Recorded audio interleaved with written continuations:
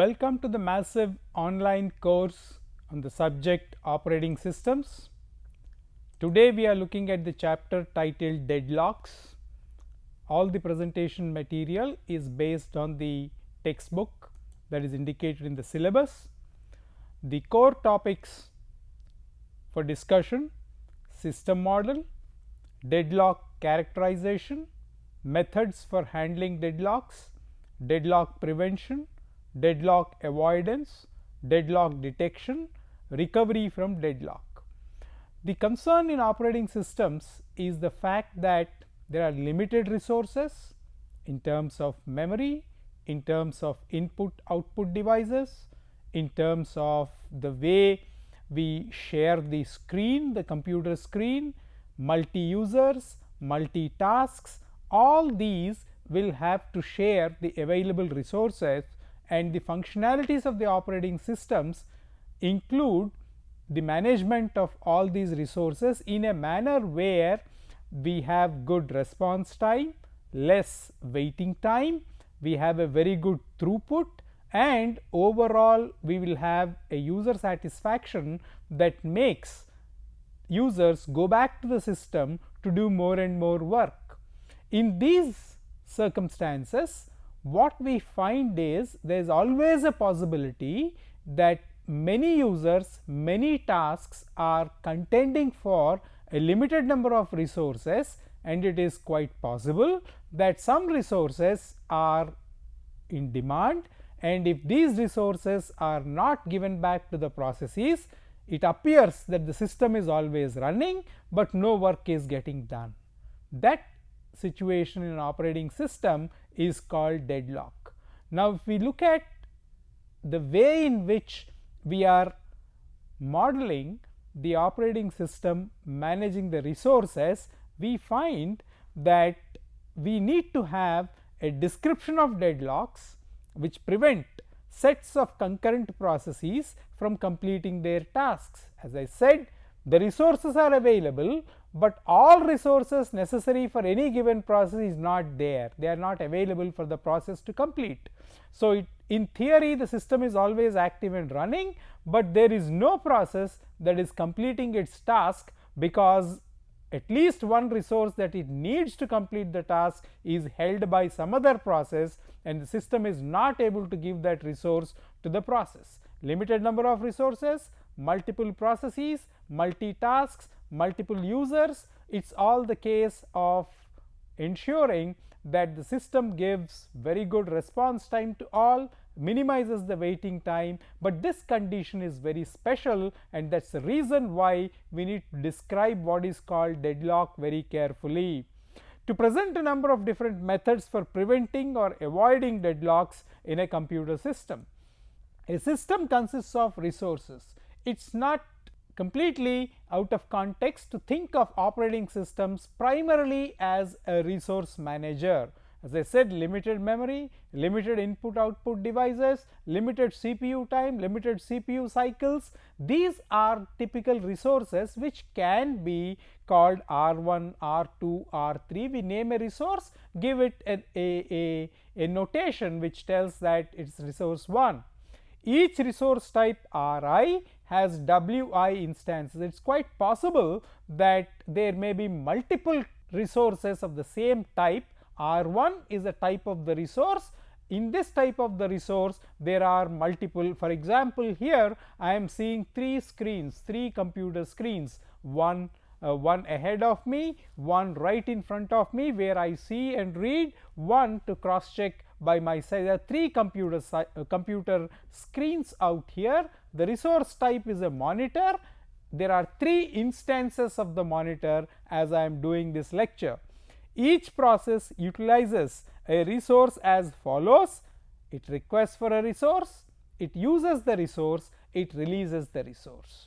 So, these are the 3 dominant activities which every process, either it is belonging to a single user or multiple users initiating multiple processes, has 3 activities to do: request for a resource, use a resource, release the resource.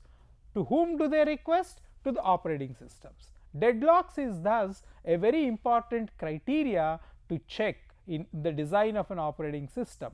The concern in deadlocks is once there is a deadlock, we won't know what is happening and we need to make a special effort to detect the deadlock.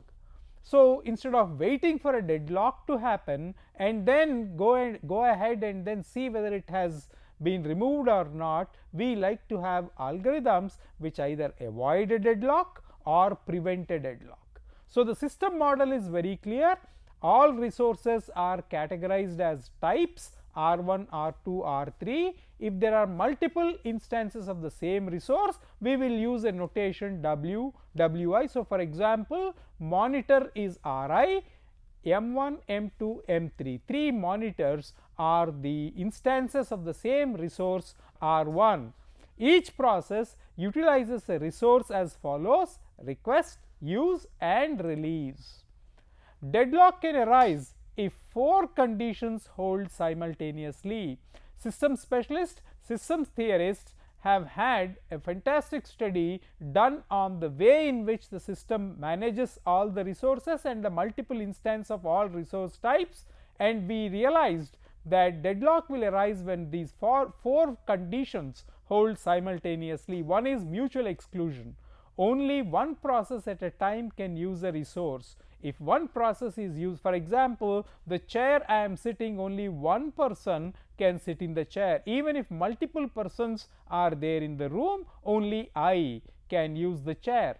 Hold and wait, holding some resources, waiting for some other resources requested or held being used by another process. The third condition is no preemption. Once a resource has been sought by a process, until the process has completed its task using the resource, it cannot release the resource. Circular wait. The processes are all holding some resources, waiting for some other process to release some resources. There is obviously a chain of waiting of these processes. P0 process waits for P1, P1 waits for P2, and if each one forms, if this sequence of waiting forms a circle or it has a cycle, there is a possibility of deadlock. So, deadlock can arise if 4 conditions hold simultaneously. I repeat: mutual exclusion, hold and wait, no preemption and circular wait. Deadlocks can occur via system calls, locking. In the databases we lock some records. There are many ways where we think a deadlock can occur, and the task of the operating system is to ensure that there is a way in which you anticipate a potential deadlock, avoid the deadlock, prevent the deadlock, or when a deadlock has occurred, it should know how to detect. So, a set of vertices V and a set of edges E. This is what is called a resource allocation graph. It is something like a notebook which the operating system maintains. It has the processes, it has the resources. So, what is it making note of? A process P1 has made a request for R1, a resource type R1. A process PM has made a request for a resource type RM. It is a kind of a register where you are reserving the resources. U is here a process. A process is triggered by a user.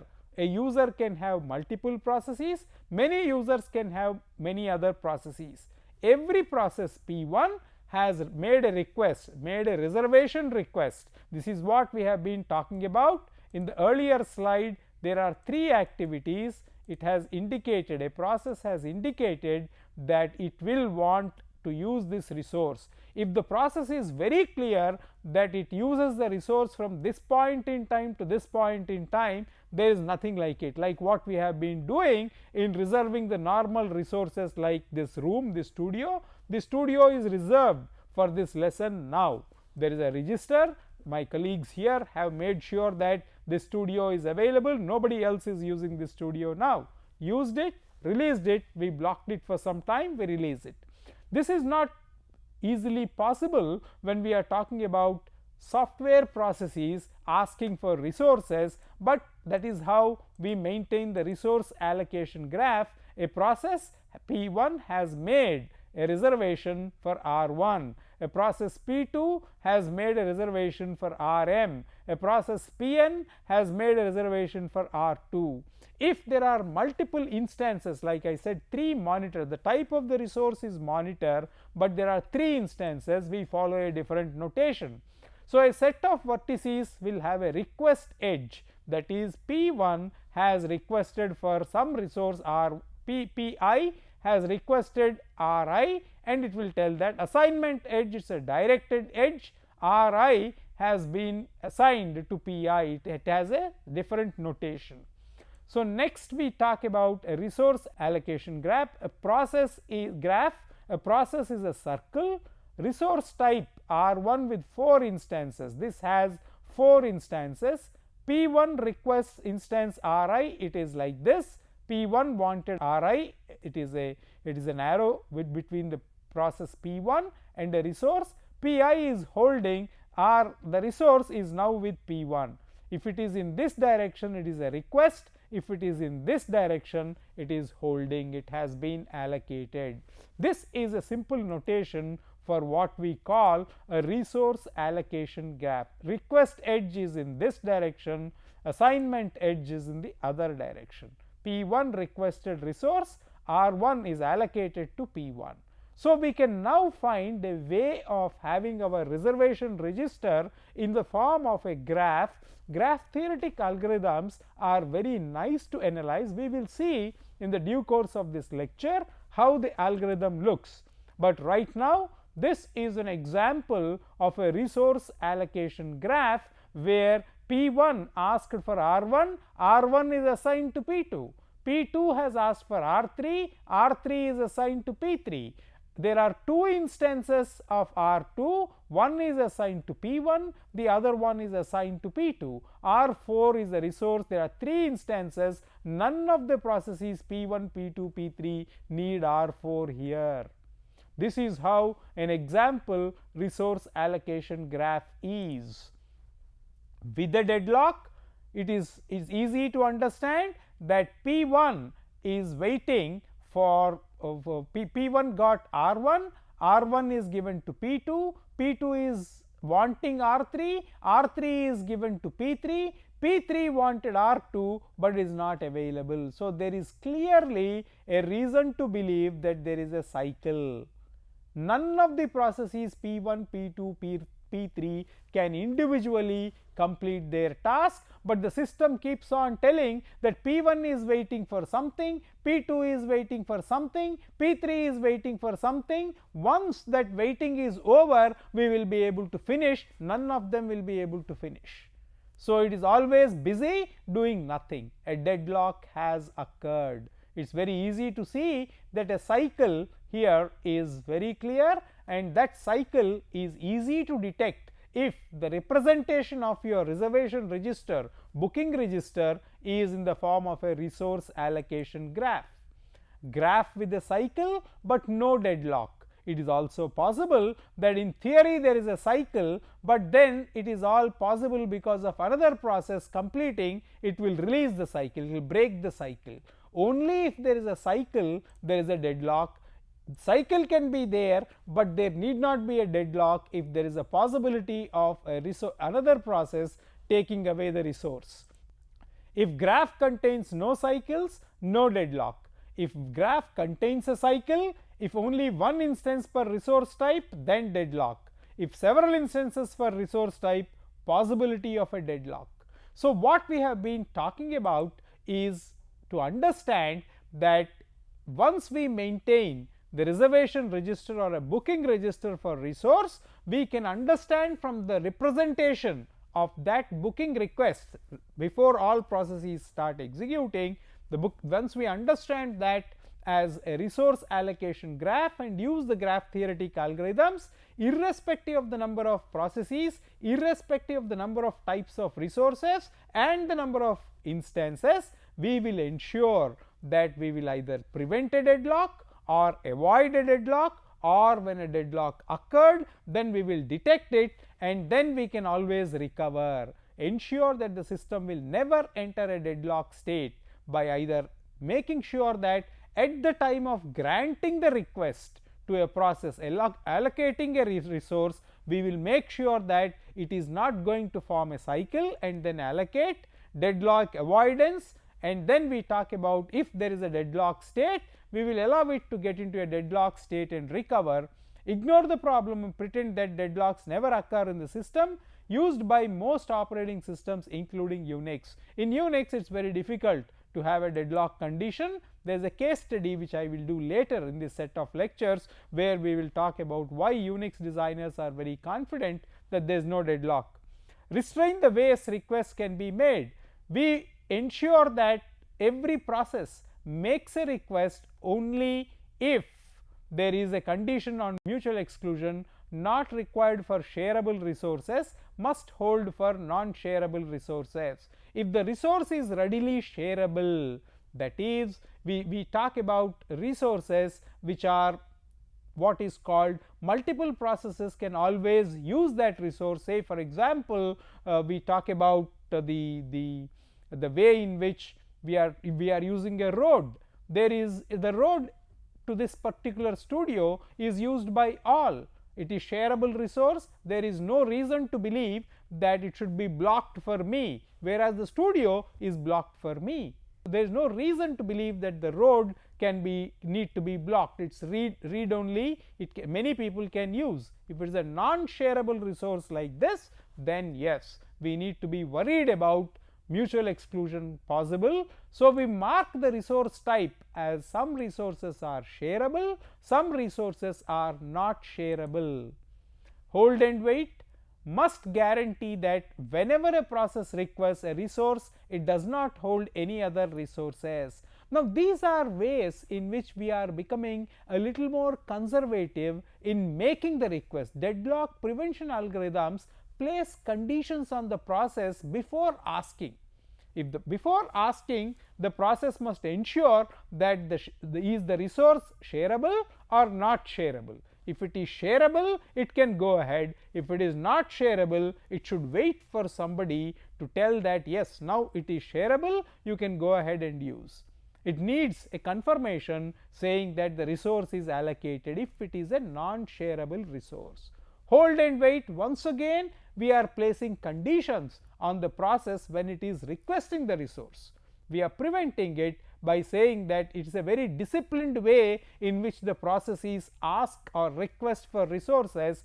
It does not hold any other resource, but then it is asking for one more resource. Require process to request and be allocated all its resource before it begins execution, or allow processes to request resources only when the process has none allocated to it. So the point is, much before it begins the execution, it will wait until all resources are allocated and then it begins execution. Now in this case, maybe it is always true that we will be having a suboptimal resource utilization, because it has to wait. I have everything except a pen on hand. I will have to wait until the pen happens to write something. It can happen in these cases that the resource utilization is low, it is holding 5 out of 6 resources that are necessary, the 6th one is taking lot of time to come, and unless it comes, the process cannot complete. Starvation, it is eternally waiting for resources and nobody is giving any resource, because it has to make sure that it gets either all or none.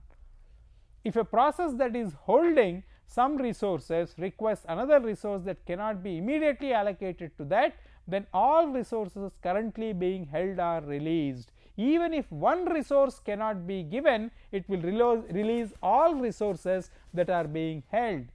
Preempted resources are added to the list of resources for which the process is waiting. Process can be restarted only when it regains all old resources as well as new ones that it is requesting.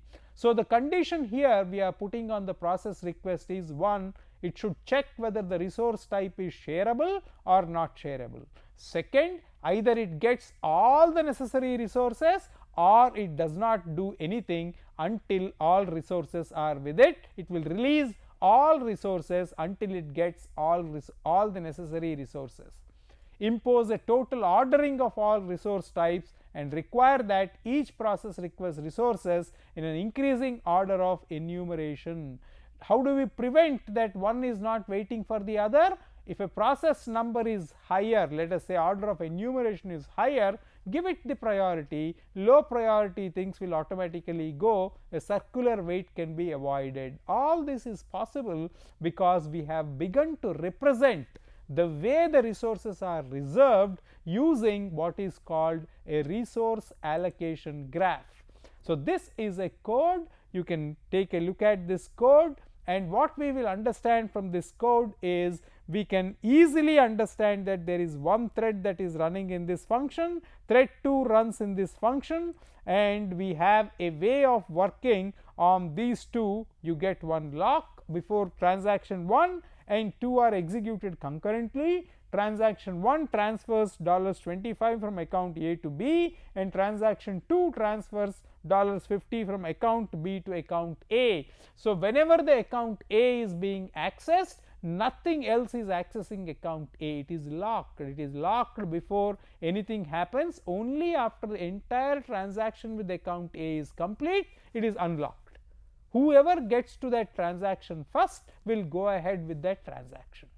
Now, what is happening is that we need to be very clear that the way we are making sure that the account is very clearly accessed by exactly one process is monitored by the system, and whenever we want, it is a bank account that we are talking about, and we will have exactly one operation, transaction 1, and is only doing first, transaction 2 will do next. The lock ordering, first you finish transaction 1, next you finish transaction 2. In theory, transaction 1 and transaction 2 can happen simultaneously, but what we are doing by having a good resource allocation graph is that at the time of updating the account, it is first transaction 1, next it is transaction 2. They are serialized by using what are called locks. The code is there in this. First you put one lock, second you put another lock. Only after one lock is released, another lock can be used. So, by using locks and ordering the locks, we are making sure that where there is a potential deadlock possible, we serialize. It is called a transaction serialization. Deadlock avoidance requires that the system has some additional a priori information available. Now, what we have done earlier on is on the line we do not know which process requires what resource type, how many instances of that resource. This is what we called in deadlock prevention, whereas in deadlock avoidance we know before. The simplest and the most useful model requires that each process declare maximum number of resources. Right at the beginning, every process will tell I want this many instances of these resources. So, before the process is run, we will do this resource allocation completely in a static mode and find out how we can easily avoid the deadlock. So, if a process can predict the resources correctly, there is nothing like deadlock avoidance, but that is very difficult because we do not really know the exact context in which the process executes. The compile time tells this many resources are necessary, but depending on the input, depending on the context in which the process is getting executed, we may not be sure whether all those resources are necessary or it needs more resources. So, it is something like making sure that we are going well prepared for the examination without knowing any questions, and we go and write with an open mind, or we get prepared saying that these are the potential questions that can come, and we are a little more clear as to how to write the examination. These are the ways in which we are talking about. When a process requests an available resource, system must decide if immediate allocation leaves the system in a safe state. What is a safe state? The safe state is going to be like this. I will come back to that. The safe state is like this. There is no deadlock visible. So, this is the way in which we make sure that the entire resource allocation graph speaks with whether there is a safe state. If there exists a sequence P1, P2, Pn of all the processes in the system, such that for each process the resources that P1 can still request can be satisfied by currently available resources plus resources held by all the Pi within j less than L. If P1 resource needs are not immediately available, P1 can wait until Pj has finished. All this is nicely represented in a manner where if a system is in the safe state, there is no deadlock. If a system is in unsafe state, there is a possibility of deadlock. We can avoid by ensuring that the system will never enter an unsafe state. If you can find out what is a safe state like this, what is an unsafe state, then we can fix the deadlocks happening only when the system is moving into unsafe state. Is it possible? The answer is yes, because we have fantastic graph theoretic algorithms that will help us do this, and an algorithm which is very specifically telling us where to draw a line between safe and unsafe state is what is called the Banker's algorithm. Single instance of a resource type, use a resource allocation graph, use the Banker's algorithm for multiple instances of a resource type. So, we have a simple way of using a resource allocation graph if there is only one instance of one resource type.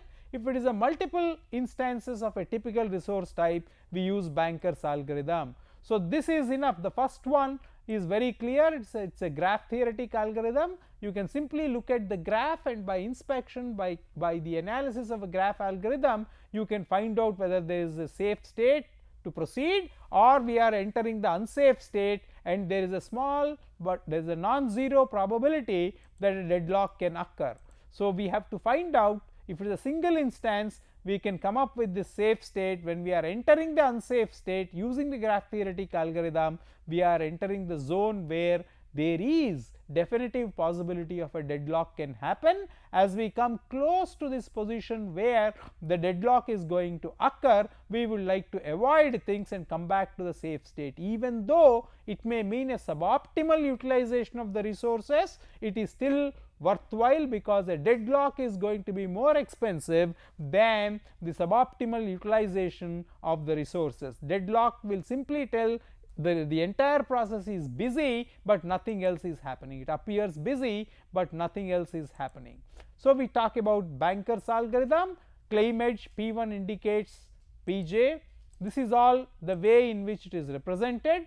An unsafe state in a resource allocation algorithm, multiple instances. Each process must a priori claim maximum use. When a process requests a resource, it may have to wait. So, data structures are available. We can talk about it in a complete matrix form. This is the safety algorithm. You can read it up in the textbook. Resource request algorithm for process Pi. The notation is clear. The way in which this code is executed is also here. 5 processes, 3 resource types. The previous slides, all of them will give you a notation. At a given snapshot, you can draw the resource allocation graph, and from that you can have deadlock prevention, deadlock avoidance, and also deadlock detection. So, single instance of each resource type is very easy. Resource allocation graph and a wait for graph. Resource allocation is here, some resources are allocated, processes are waiting for some other resources to happen. There are multiple instances of a resource type. It is available, it is allocated, or there is a request. This is a detection algorithm. It tells you whether there is a deadlock that is already there, and we can recover. So, using the same algorithms, same notation, we can find out whether there is a way in which the deadlock is anticipatable, deadlock is preventable, deadlock is avoidable, or a deadlock can be detected. If detection algorithm is invoked arbitrarily, there may be many cycles in the resource graph, and so we could not be able to tell which of the many deadlock process caused the deadlock. The cause of the deadlock can also be found out, and we can release the resources through an explicit intervention of a system call. We can abort all deadlock process or abort a chosen process at any given time until the deadlock cycle is eliminated. So, we have a way in which we can abort priority of the process, how long which process should be aborted so that the deadlock state will not be there, we can release the resources. It is a question of understanding the resource allocation graph based on the notation that has been discussed and the algorithm that we have been using, how long the process has computed, resources the process has used, resources process needs to complete, how many processes will need to be terminated, is process interactive or branch. One good aspect of deadlock is the resource allocation graph will tell us precisely whenever the deadlock has occurred answers to all these points, and then we will decide which of the processes can be aborted, which is the victim, minimized cost, rollback, starvation. And in summary, I would simply tell that there are ways and means of modeling the operating system as a set of resources. A graph, resource allocation graph, can be drawn, and studying the resource allocation graph we can come up with algorithms for deadlock prevention, deadlock avoidance, deadlock detection. And once the deadlock is detected, the way in which the resource allocation graph is represented will tell us which is the way in which we should abort a process, which is the way in which we should take away the resource process needs to complete. So, we can select a victim, we can either roll back to a safe state or starvation. In essence, the way in which all this system model works is it will tell us very clearly the idea of what is called a safe state and an unsafe state. By using a model like this, resources, resource types, instances of a given resource, we are able to understand that this is how a resource allocation graph looks, and from this, using the algorithms, we will arrive at what is called a safe state and an unsafe state and a potential deadlock. That's all is the exercise that we need to do in this particular chapter called deadlocks. And what is our goal? Our goal in this chapter is to convert the entire system, processes and resources into a resource allocation graph, use the graph theoretic algorithms if there is a single instance, if there are multiple instances, use an algorithm called Banker's algorithm, and come up with what is called a maximum safe state, unsafe state, deadlock state. By being conservative about allocating the resources, we understand how to avoid the deadlock and unsafe states and always operate the system in the safe state. Thank you very much.